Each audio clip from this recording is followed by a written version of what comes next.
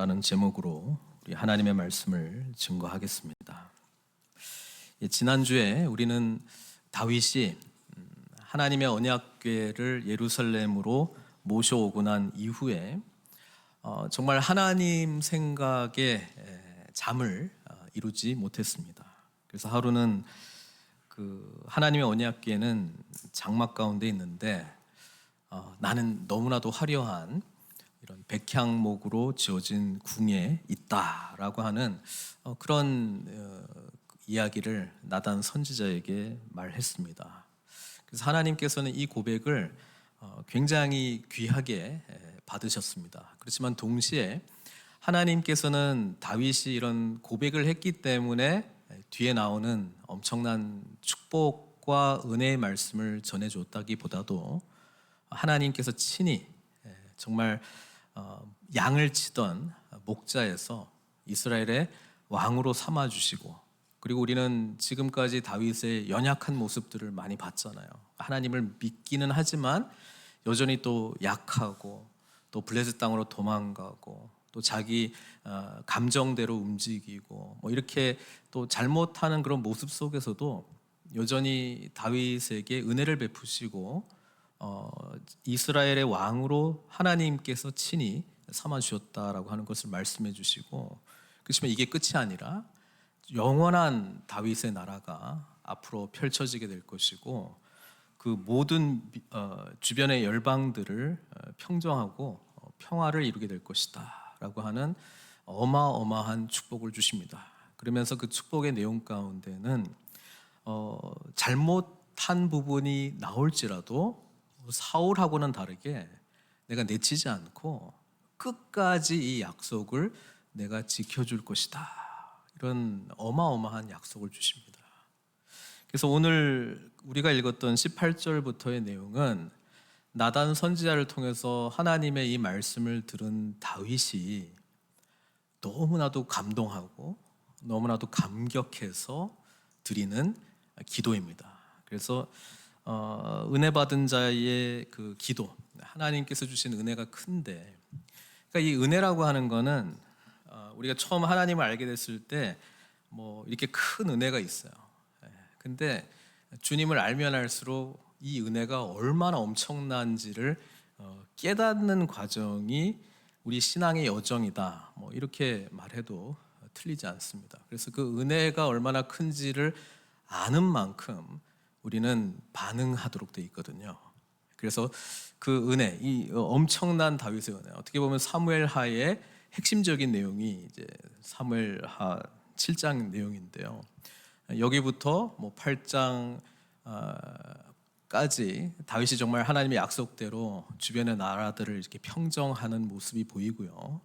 그 다음에 이제 약간 9장, 10장까지 잘 넘어가면서 그때부터는 또 다시 내리막입니다. 그래서 지금 이 순간이 하나님께서 다윗을 통해서 주시고자 하는 엄청난 하나님의 뜻이 여기에 담겨져 있다라고 하는 것이고, 이것이 다윗의 기도이기는 한데 또 다윗과 맺은 언약이긴 한데, 다윗은 앞으로 오실 예수 그리스도를 예표하기 때문에 저희와는 또 뗄래야 뗄 수 없는 내용이 됩니다. 왜냐하면 이 다윗의 언약은 예수 그리스도를 구주로 고백하는 저와 여러분들에게도 동시에 임하는 언약이기 때문에 그렇습니다. 그래서 우리는 오늘 다윗이 어떻게 반응하는가, 기도로 반응하는데 이 은혜 받은 자의 기도를 통해서 우리도 이런 은혜를 받은 자잖아요. 더 깊이 은혜를 경험하면서 이렇게 하나님께 나아가야 되겠다, 또 그렇게 나아가고 있는지 또 점검하는 시간이 되었으면 좋겠습니다. 18절, 다윗 왕이 여호와 앞에 들어가 앉아서 이르되. 다윗이 이 이야기를 나단 선지자로부터 들었을 거 아니에요. 왕궁에서 들었거든요. 뛰쳐나온 거예요. 그리고 하나님의 언약궤가 있는 장막, 그 앞에 간 거예요. 그리고 그 하나님 앞에서 앉아 있는 거예요. 여러분, 우리가 지금 예배드리기 위해서 이 자리에 앉아 있는데, 하나님의 은혜를 받은 자가 드리는 반응이 예배로 나타나게 돼 있거든요. 근데 이때 다윗이 어떻게 앉아 있었을까요? 오늘 또 언제까지 할라나? 뭐 이렇게 앉아 있을 건 아니잖아요. 예? 오늘 뒤에 바쁜데 뭐 이렇게 앉아 있을 건 아니잖아요. 그냥 하나님 앞에 너무나도 기뻐서 앉아 있는 거예요. 예? 하나님이 뭐 그 앞에서 무슨 멋진 찬양팀을 이렇게 보여주는 것도 아니고, 예? 그러니까 아무것도 하나님은 지금 하는 건 없어요. 그냥 다윗이 은혜 받아가지고 그 하나님의 임재 앞에 가까이 나와서 앉아 있는 거예요. 근데 이 앉아 있는 게 너무 감격스러운 거예요. 그래서 은혜 받은 자가 하나님 앞에 나아갈 때에, 물론 이게 예배의 자리이기도 하고 기도의 자리인데 지금 기도니까 그 마음은요 너무 감사한 거예요. 너무 감격스러운 거예요. 경외감이 있고 신비가 있고 그 하나님의 임재 앞에 나왔을 때에 너무나도 기쁨이 있는 거예요. 저 우리 사랑하는 우리 성도님들 모두가 예배의 현장에 나올 때, 기도의 자리에 나갈 때 여호와 앞에 앉아. 이게 바로 여호와 앞에서 라틴어로 하면 코람데오잖아요. 우리 코람데오 목장도 있잖아요, 그죠? 하나님 앞에서의 받은 은혜를 기억하면서 감격으로, 기쁨으로, 경외감으로, 놀라움으로, 사랑의 마음으로 주님 앞에 나아가시길 바랍니다. 우리는 다윗의 첫 번째 부분의 기도는 거의 찬양으로 가득 차 있어요. 그러니까 은혜 받은 자는 하나님을 찾고 싶고 그분 앞에 머물고 싶고요. 입을 열면 찬양의 고백이 나오는 거예요. 근데 이 찬양의 고백이 두 가지인데, 하나님이 나를 위해서 무엇을 하셨는가, 그거를 찬양하고요. 또 하나님께서 앞으로 무엇을 행할 것인가, 그것을 찬양하면서 그 고백 안에는 하나님이 어떤 분이시다라고 하는 고백이 있습니다. 근데 참 희한하게도 하나님이 어떤 분이십니다라고 하는 찬양의 고백을 드릴 때 그와 동시에 일어나는 현상이 내가 어떤 존재인지가 굉장히 선명해져요. 그래서 늘 우리는 하나님을 알아가는 과정 속에 하나님이 어떤 분이신지를 알기도 하지만 또 동시에 내가 어떤 존재인지가 더 선명해지는 거예요. 그래서 이 고백이 지금 첫 번째 부분 다윗의 기도, 찬양의 기도에 가득 차 있는데 이렇게 이야기하죠. 주 여호와여, 나는 누구이오며 내 집은 무엇이기에 나를 여기까지 이르게 하셨나이까. 이 고백을 해요. 이거는 하나님의 은혜가 너무 큰데 자기를 좀 생각해 보면은 내가 도대체 뭔데 하나님이 이런 은혜와 축복을 주셨는가. 그러니까 굉장히 황송한 거예요. 은혜 받은 자는 그래서 기도의 자리에 나올 때 찬양을 하는데 굉장히 황송한 거예요. 야, 내가 뭔데 하나님이 이런 엄청난 은혜를 주시는가. 은혜가 사라지는 그 방법 중에 하나가 뭐냐면은 이 고백이 사라져요. 내가 누군데 하나님 이거밖에 안 해줘요? 하나님 내가 얼마나 섬겼는데 이거밖에 안 해줘요? 하나님 제가 주님을 위해서 뭐 못한 게 뭐 있습니까? 그런데 왜 복 안 주십니까? 예? 하나님 왜 이런 일들이 나에게 일어나는 거예요? 그러니까 이 고백이 사라져요. 예. 특히 잘 나갈 때 이런 마음이 사라져요. 예. 은혜를 받았다라고 하는 거는 자격 없는 자에게 베푸신 놀라운 하나님의 사랑이잖아요. 근데 자기는 자격이 좀 된다고 생각했거든요. 그래서 다윗이 하나님 앞에 참 기특한 생각을 했는데 내가 여호와를 위해서 집을 좀 지어드려야 되겠다. 하나님께서 나를 왕으로 삼아주셨고 내가 이렇게 하면 또 하나님이 얼마나 기뻐하실까, 이게 있는데 하나님이 알려주신 거예요. 너는 그 마음으로 나한테 오는 것도 참 기특하고 감사한데 사실은 너는 자격이 없는데 내가 너를 왕으로 삼아준 거야. 그걸 놓치면 안 된다는 거예요. 그래서 은혜 받은 자는 마음의 태도가 나는 누구이오며 예? 내 집은 무엇이기에 나를 여기까지 이르게 하셨습니까? 하나님은 반드시 이 고백으로 돌아가게 하시고요, 우리로 하여금 은혜를 회복시켜 주십니다. 목사도 똑같죠. 내가 목사인데 왜 이런 반응이 나오나? 예. 우리가 어떤 일들을 할 때 부딪히는 이유 중에 하나는 그런 거거든요. 예. 근데 잊어버리는 게 있어요. 하나님이 나를 여기까지 인도해 주셨다. 죽은 자를, 자격 없는 자에게 은혜를 베풀어 주셨다. 자, 이게 사라지는 것 중에 하나는, 그래도 내가 뭔가 한 게 있으니까, 내가 그래도 잘난 게 있으니까 이 자리에 이 정도 돼서 이 정도 일이 진행되는 건 아니겠습니까? 이런 생각 하거든요.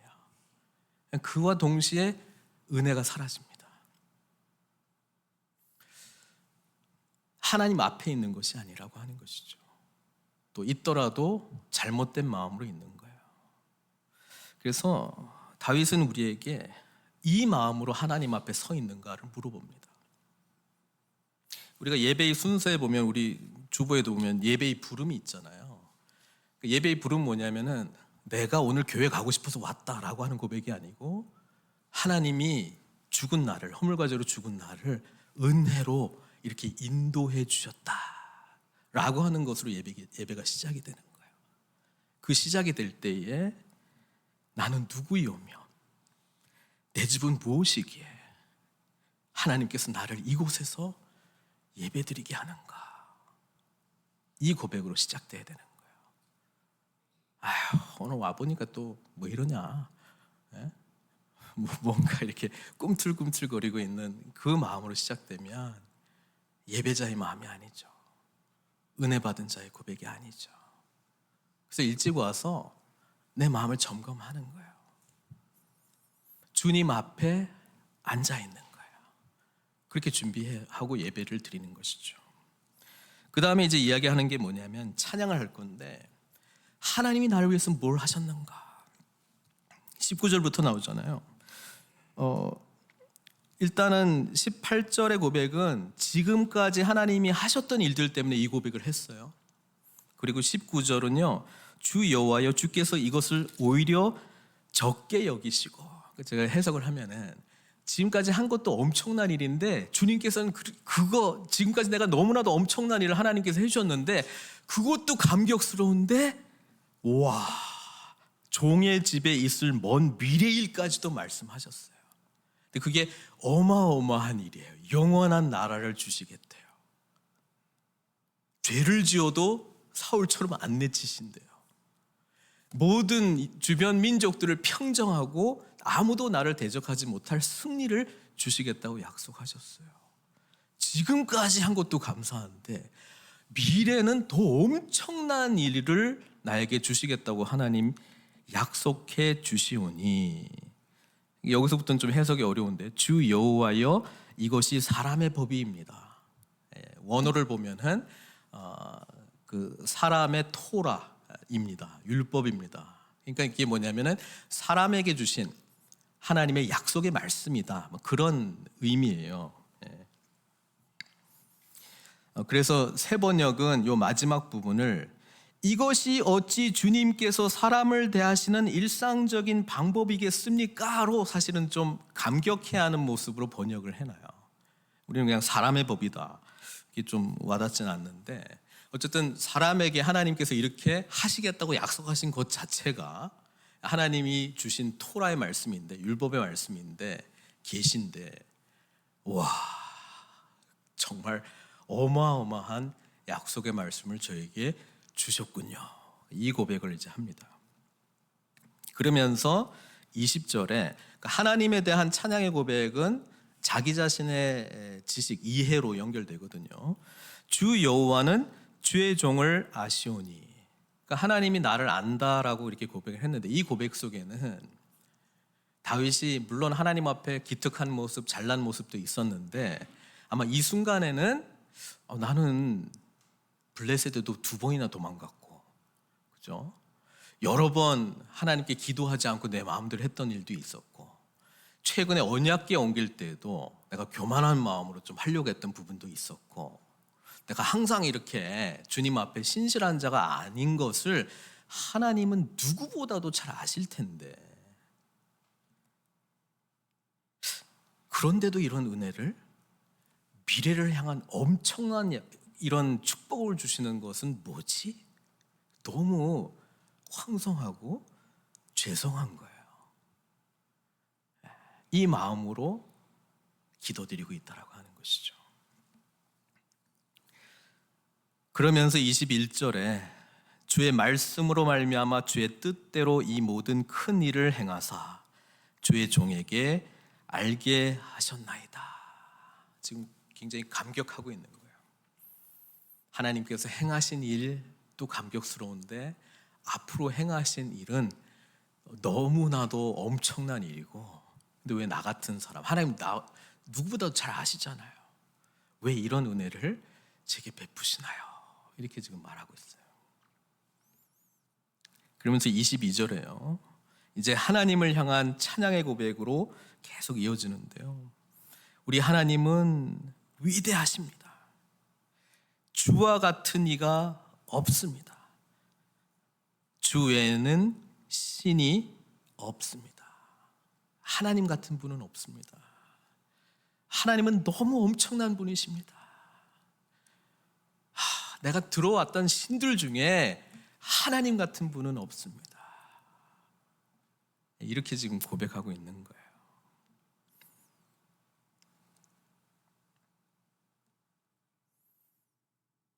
제가 하나 빠뜨렸는데 20절에요. 주의 종을 아시온이 그려놓고 다윗이 뭐라고 이야기했냐면은, 다윗이 다시 주께 무슨 말씀을 하오리까. 너무나도 할 말이 없을 정도로 하나님의 은혜가 감격스럽다 이렇게 고백하는데, 내 보니까 되게 말이 많아. 그죠? 그러니까 이게 뭐냐면은, 하나님께 할 말이 없다라고 하는 것은 더 이상 하나님께 요구할 것이 없다는 고백이죠. 요구할 것이 없고 주 안에서 만족한 자는 뭐 하는 줄 아세요? 하나님 이거 해주세요, 저거 해주세요, 그런 고백 안 나와요. 찬양만 하는 거예요. 하나님은 위대하십니다. 주님 같은 분 없으십니다. 그분께서 나를 택하여 주셨습니다. 내가 이 자리에 있습니다. 그러니까 그 모든 게 감격스럽기 때문에 하나님한테, 하나님 이거 필요해요, 저거 필요해요, 이거에 대해서는 할 말이 없다는 이야기예요. 근데 찬양과 관련돼서는 할 말이 끊이질 않는다라고 하는 것이죠. 이 마음으로 하나님 앞에 서 있는 사람은 항상 기뻐하지 않겠습니까? 주님 안에 나와 함께 하시는 그 하나님의 임재 앞에서 쉬지 않는 기도는 달라는 기도가 아니지 않겠습니까? 그냥 하나님을 찬양하는 기도로 늘 기도하지 않겠어요? 쉬지 말고 기도하지 않겠어요? 그 이야기를 지금 하고 있죠. 그러면서 23절, 24절은요. 지금까지 자기에게 행하신 일도 놀라운데 앞으로도 행하실 일은 더 엄청난데, 하나님은 정말 놀랍습니다. 근데 나를 돌아보니까 그런 자격이 없고 부족한 부분도 많은데, 와, 정말 하나님 앞에서 내가 아무것도 요구할 것이 없습니다.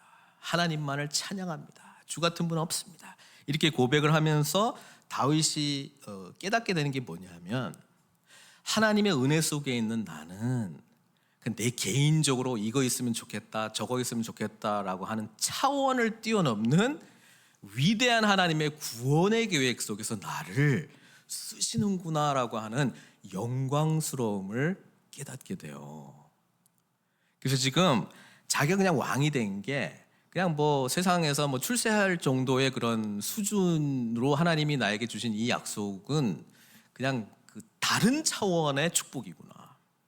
하나님께서 태초에 아담과 하와가 죄를 범하고 이제 회복의 역사를 이루시는데, 조상 아브라함에게 주신 그 약속이 나를 통해서 지금 이루어지고 앞으로 완성될 것이구나라고 하는 자기보다 훨씬 큰 하나님의 비전의 자리가 포함되어 있다라고 하는 것을 인지합니다. 그러니까 얼마나 영광스럽겠어요. 나 혼자 그냥 좀 잘 살고 뭐 우리 가족 좀 잘 되고 이런 차원이 아니라, 하나님께서 하시는 이 원대한 구원의 역사 속에 내가 그냥 중심인물로 하나님이 나를 삼아주셨구나. 그래서 23절은 이스라엘에 대한 이야기를 해요. 왜냐하면 자기의 회복은 곧 이스라엘 공동체 전체의 회복이자 영광이자 축복이기 때문에 땅의 어느 한 나라가 주의 백성 이스라엘과 같으리까 하나님이 가서 구속하사, 그러니까 구속하시는 하나님. 구속이라고 하는 거는 구원하고는 조금 틀려요. 구원은 이제 말 그대로 salvation, 우리가 뭐 죽을 수 있었는데 살려주는 거라면, 구속이라고 한 단어가 들어가면은 그걸 하기 위해서 값을 지불하는 거예요. 값을 지불하는 거예요. 우리는 독생자 예수 그리스도의 값을 지불하셨기 때문에 우리가 구원받은 거예요.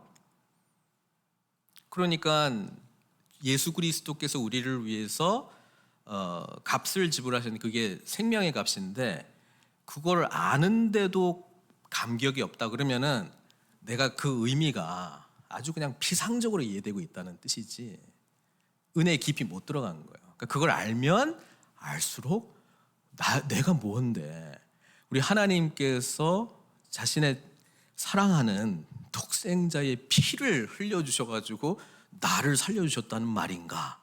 어메이징 그레이스, 아까 그 찬양의 고백이 나올 수밖에 없어요.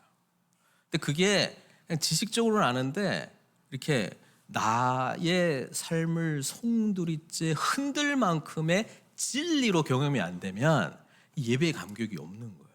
뭐 그런갑다, 뭐 그렇다 하더라. 그러니까 이게 여기까지 와야 되는 거예요.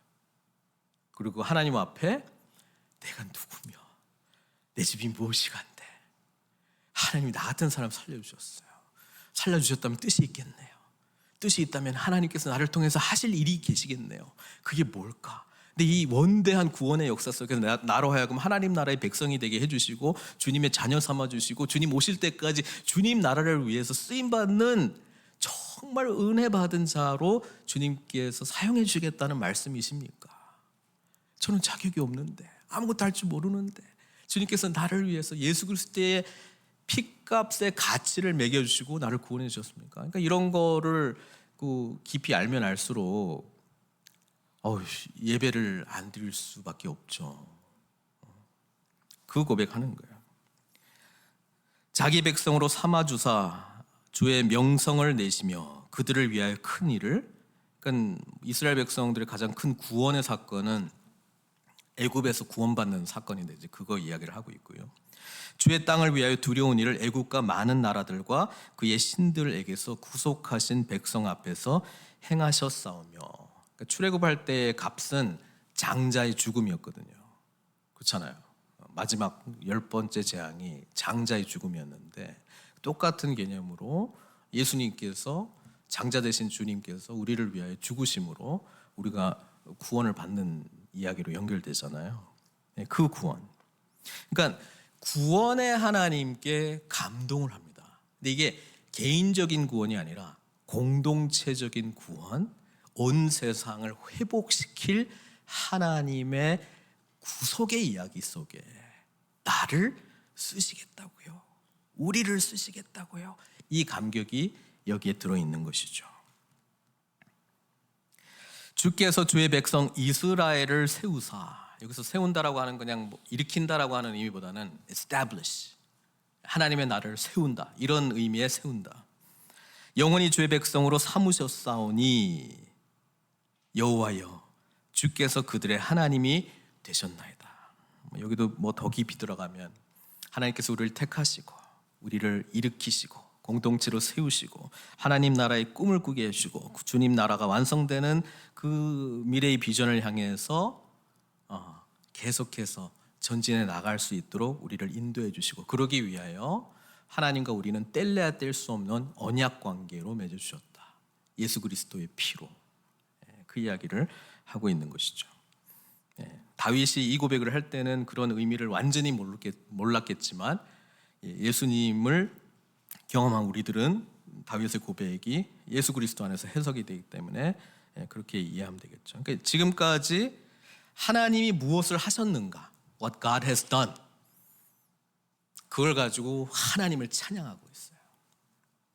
이게 은혜 받은 자의 기도 안에 너무나도 중요한 이야기고, 우리는 복음을 받아들였잖아요. 기쁜 소식. 그러니까 기쁜 소식은 예수님이 저와 여러분들을 위해서 이미 행하신 일이십니다. 우리를 살리시기 위하여 가장 거룩하신 분이 인간의 몸을 입고 우리처럼 되셔가지고 오셨다. 우리를 너무나도 사랑하셔서 천국 복음을 전하셨고 소망을 주셨고, 그리고 하나님과 단절된 이 죄의 문제를 해결하시기 위하여 십자가에서 죽으셨다. 기꺼이 죽으셨다. 그리고 우리를 살려주셨다. 주님이 부활하셔서 우리는 부활의 연합함으로 새 생명을 얻게 되었고 영원한 생명을 얻게 되었고, 또 주님께서는 부활 승천하셔서 우리에게 성령님 보내주심으로 말미암아 그리스도의 영이 우리 가운데 내주하시고 함께 하시잖아요. 그래서 우리는 예수님이 하셨던 일, 예수님을 닮을 수 있는 그 성품을 성령 안에서, 성령님의 인도하심 안에서 살아갈 수 있는 모든 자원과 길을 열어주셨어요. 그래서 성령의 은사들을 통해서 주님께서 하시고자 하는 그 사역을 우리가 감당할 수 있고, 성령님의 열매를 통해서 우리는 예수님 닮을 수 있고, 그리고 주님께서 하늘과 땅의 모든 권세를 가지셨기 때문에 하늘에 하나님 우편에 앉아 계셔서 우리로 하여금 똑같이 왕노릇할 수 있는 권세를 예수 이름에 주셨기 때문에 우리는 그분을 신뢰하면서 주님의 나라가 이 땅 가운데 선포된 것을, 하나님의 영광스러운 나라의 자녀들로, 백성들로 어떻게 살아갈지를 예수님 닮은 모습으로 이 깨진 세상 속에 능히 세상의 소금과 빛의 역할들을 감당하면서 살아갈 수 있는 모든 자원들을 다 주신 거예요. 그래서 이 나라는 완성될 건데, 그 나라 갈 때까지 우리는 소명자로 이 놀랍고 원대한 구원의 이야기 속에서 하나님께서 우리를 통해서 무엇을 하실 것인가, 그것을 발견하고 깨닫고 순종하면서 우리 하나님께 영광 돌리도록 저 여러분들이 부름받은 거예요. 그래서 예배자로 드릴 때에 와, 내가 누군데 하나님 나 같은 사람을 이토록 사랑하셔서 구원해 주셨는가, 그 은혜의 감격이 깊이 나아가면서 믿음으로 하나님을 찬양하고 나아가는 게 이때까지 한 일에 대해서만 그렇게 이야기하는 거예요. 앞으로 행하실 일은 주님 다시 오시는 그날까지 다윗에게 약속해 주셨던 것처럼 지금까지 행한 일도 엄청난데, 앞으로 이제 성령님이 오셔가지고 주님 오시는 그날까지 우리를 통해서 행하실 일은 얼마나 더 엄청날 것인가, 이런 소망하는 마음으로 우리가 하나님께 찬양할 수 있다라고 하는 것입니다. 그래서 지금까지는 그건 했고요. 이제 25절부터 29절은, 그러니까 이 은혜 받은 자의 기도는 반은 찬양이고, 하나님 우리를 위해서 무엇을 하셨는가, 앞으로 우리를 통해서 무엇을 하실 것인가, 이거에 대해서 찬양하고, 그 다음에 나머지는 어떻게 보면 반복인데요. 그렇게 하시겠다고 약속하신 것을 붙들고 그렇게 해달라고 하는 기도예요. 이게 말씀 붙들고 하는 기도거든요. 저는 설교를 끝내고 그 설교했던 내용을 가지고 또 기도하잖아요. 이게 다윗의 기도의 모형이 그렇기 때문에 그렇게 하는 거예요. 하나님 이렇게 말씀해 주셨죠? 그것이 우리에게 이루어지게 해 주십시오. 아니 어차피 그렇게 하시기로 했는데 우리가 왜 또 기도해요? 그게 은혜 받은 자의 기도이기 때문에 그렇습니다. 하나님이 반드시 이렇게 행하실 것을 믿음으로 기도하는 거예요. 믿음은 하나님이 우리에게 약속하신 것을 붙들고 반드시 성취될 것이다, 그것을 믿고 기도하는 거지, 내가 믿고 싶은 것을 예수 이름으로 성취하는 게 아니에요. 그게 믿음의 기도가 아니에요. 말씀 붙들고 믿음으로 기도하는 거예요. 반드시 이루어질 것이다. 이 고백 속에는 하나님의 마음을 우리가 깨닫게 되고요, 이 기도를 하게 되면은 그러한가에 대해서 훨씬 더 예민하게 반응할 수 있어요. 알기는 아는데 기도를 안 하면 뭐 그렇게 했는지 안 했는지 우리는 분별도 안 되고, 뭐 그냥 그렇게 됐는가 보다, 나중에요 뭐 그 감격도 별로 없어요. 그래서 보면 뒤에 에스겔 선지자도 그런 이야기 하는데, 하나님이 회복시켜 줄 것이다, 뭐 황폐했던 땅이 다시 뭐 푸른 땅이 될 것이고, 뭐 황폐했던 이곳에 다시 회복의 역사가 일어날 것이다, 그래도 이스라엘이 이를 위하여 기도해야 될 것이다라고 말해요. 말씀 붙들고 기도하라는 거거든요. 약속의 말씀 붙들고 기도하라는 거거든요. 이게 믿음의 기도라는 거예요. 그래서 요한 1서에 보면은 5장 14절, 그를 향하여 우리가 가진 바 담대함이 이것이니 그의 뜻대로 무엇을 구하면 들으심이라. 이걸 보면은 하나님의 뜻대로 내가 기도하면 뭐든지 받는 거구나라고 하는 그런 내용인데, 잘 생각해 보면 하나님의 뜻은 뭘까? 하나님의 약속의 말씀에 다 있거든요. 근데 그 약속의 말씀을 붙들면 반드시 이루어진다는 거예요. 또 어떻게 보면 당연한 건데 우리로 하여금 그 기도를 계속 끊임없이 하라고 말씀하고 있습니다. 그래서 이 다윗의 간구를 보면은 아까 말했잖아요. 더 이상 할 말이 없다고. 그러니까 자기를 위해서 구할 건 없고 하나님이 자기에게 약속해 주신 약속의 말씀만 붙들고 이제 기도해요. 그러니까 25절부터 보세요. 여호와 하나님이여, 이제 주의 종과 종의 집에 대하여 말씀하신 것을 영원히 세우시며 말씀하신 대로 행하사. 그러니까 여기서 말하는 은혜 받은 다윗의 기도는요, 하나님 말씀하신 거를 전부 기도로 다시 바꿨어요. 나 이렇게 할 거야. 그렇게 되게 해 주십시오. 나 너희 나라를 영원히 견고하게 할 거야. 영원히 견고하게 해 주시옵소서. 아니 그렇게 한다니까 그렇게 해 주시옵소서. 그렇게 기도하라는 거예요 지금. 그렇게 기도하고 있어요. 우리 인간은 망각의 동물이에요. 아무리 좋아도 지나면 잊어버려요. 자꾸 욕망대로 하려고 하는 경향성이 있기 때문에 그래요. 이미 받은 은혜를 우리는 망각하지 않기 위해서 말씀으로 늘 돌아와야 돼요. 말씀 안에서 하나님이 약속해 주신 것을 다시 붙들어야 돼요. 기도로 붙들라고 말씀하고 있는 거예요. 그리고 막 이렇게 하기로 했는데 안 되는 거에 대해서 따지는 거 하나님이 엄청 좋아하세요. 하나님이 이렇게 하시기로 했잖아요. 언제 되는 거야? 이런 거 좋아하세요. 우리가 원하는 대로 답은 안 줄지언정 그렇게 하면 우리는 변하고 있어. 나도 모르게 막 하나님의 어떤 그 빚어가시는 거를 우리는 그렇게 막 따져 묻고 막 기도할 때 변화되는 것을 보게 됩니다. 그리고 하나님 왜 기다리게 하셨는지도 알게 돼요. 하나님의 때가 있거든요. 아직 때가 안 왔는데 부르짖어 봐 그래. 간절히 해봐. 그러면서 하나님을 향한 열망이 얼마나 간절한지 그런 것도 하나님이 기도 가운데 훈련시키시죠. 하여튼 이 기도는 아니 그렇게 하시기로 했는데 그거 붙들고 기도하는 기도입니다. 전부 다. 26절을 보면은 사람이 영원히 주의 이름을 크게 높여 이르기를 만군의 여호와는 이스라엘의 하나님이라 하게 하옵시며. 아니 이스라엘의 하나님이라니까요. 나는 너희 하나님이 되고 너희는 내 백성이 되고 그렇게 하기로 했다니 그렇게 됐다니까. 그런데 모든 사람들이 그렇게 말하게 하옵소서. 주의 종 다윗의 집이 주 앞에 견고하게 하옵소서. 견고하게 해주신다고 했다니까요. 견고하게 하옵소서. 만군의 여호와 이스라엘의 하나님이여 주의 종의 귀를 여시고 이르시기를 내가 너를 위하여 집을 세우리라 하셨으므로. 그렇게 했다고도 또 이야기해. 주의 종의 이 기도로 주께 간구할 마음이 생겼나이다. 여기는 조금 의미가 좀 바뀐데 하나님이 약속해 주신 말씀이기 때문에 내가 붙들고 확신 있게 믿음으로 기도합니다. 이 고백이거든요.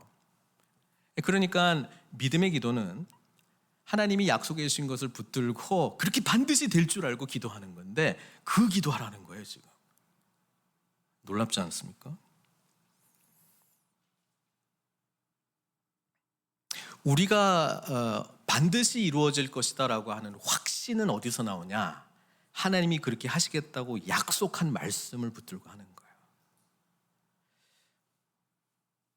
뭐 구체적인 거에 대해서는 오늘 일부 설교에서 우리 패스터 에드워드가 또 다뤄줘가지고 그거 우리 녹화가 안 됐구나. 뭐 저한테 물어보시면 제가 알려드릴게요. 근데 하나님께서는 이미 말씀을 통해서 우리를 향한 하나님의 뜻이 있어요. 근데 구체적으로 모를 때는 제가 요약하는 거예요 다시. 성령님께 기도해야 되죠. 하나님께 기도 가운데 알려달라고 해야 되고요. 그 다음에 믿음의 지체들, 성숙한 믿음의 지체들, 이미 이런 과정 속에서 하나님의 뜻을 분별하고 있고 하려고 하는 사람들 교제권을 넓히셔야죠. 그분의 지혜의 조언을 들어야 되고 또 하나님 공동체를 통해서 말씀하시니까. 그리고 이렇게 해도 안 된다. 마지막은 믿음을 근거로 한 결단을 해라. 그렇게 이제 이야기를 하더라고요. 저도 선택 A가 있고 선택 B가 있을 때 어디가 더 믿음이 요구될까?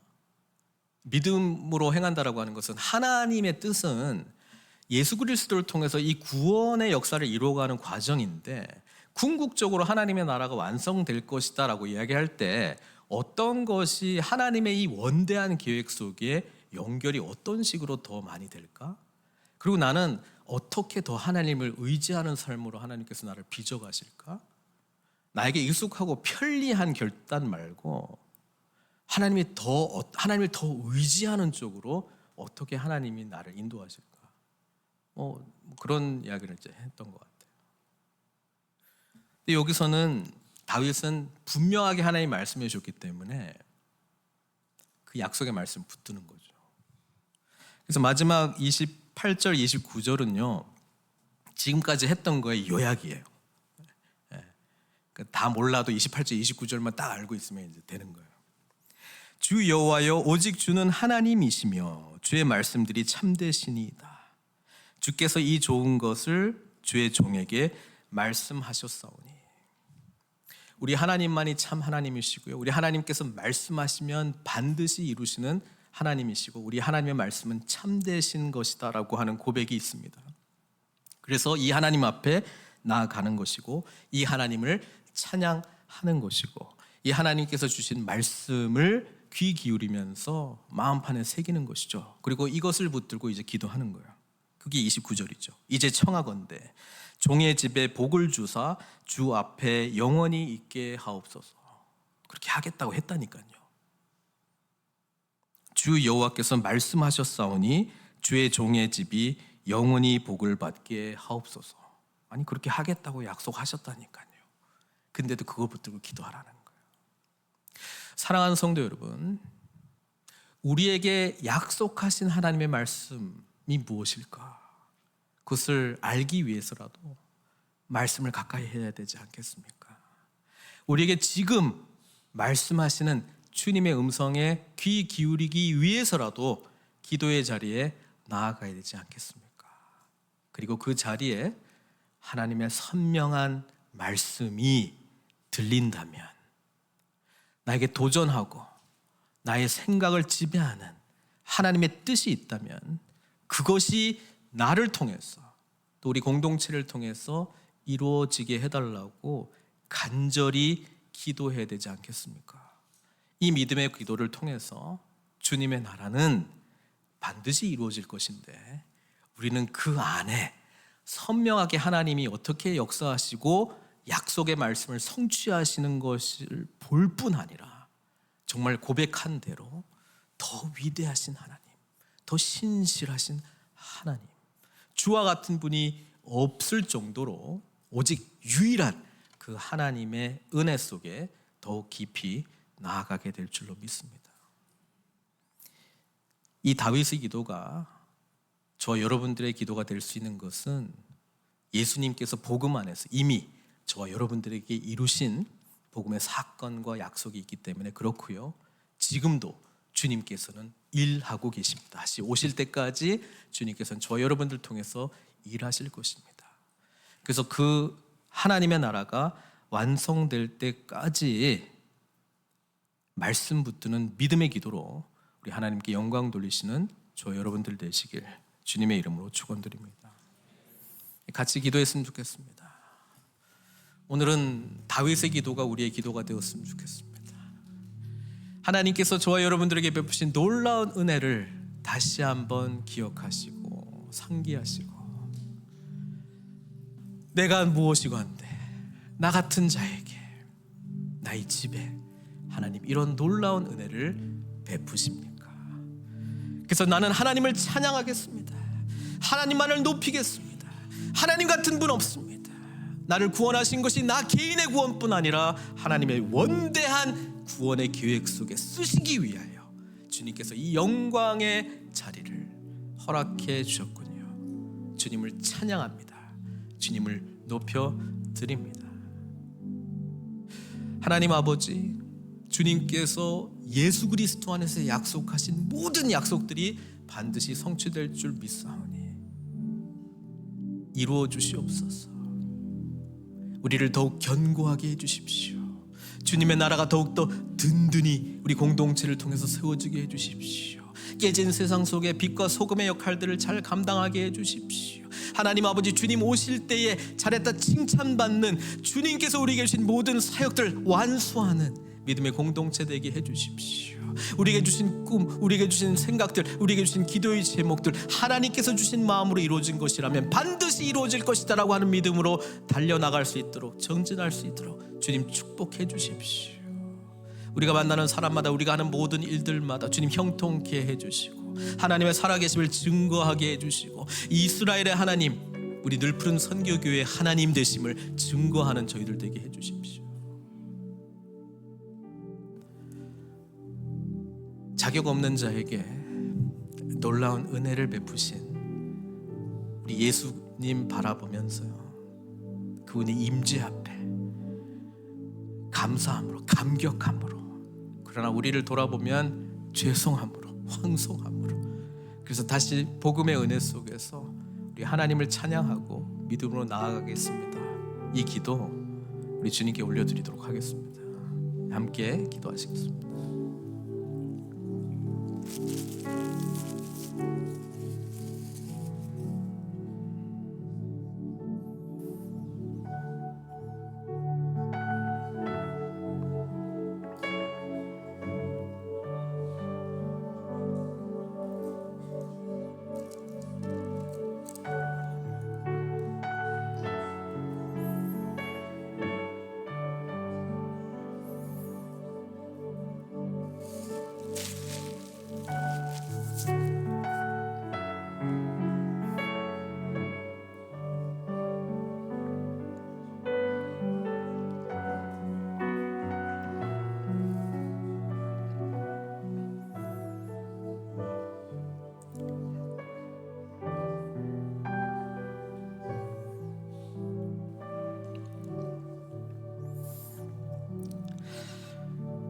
예수님을 통해서 이미 엄청난 은혜를 베푸신 하나님 앞에 저희들 잠잠히 있습니다. 우리가 무엇이가 한데, 우리 늘푸른 선교교회가 무엇이가 한데 주님께서 22년토록 이토록 지켜주셨습니까?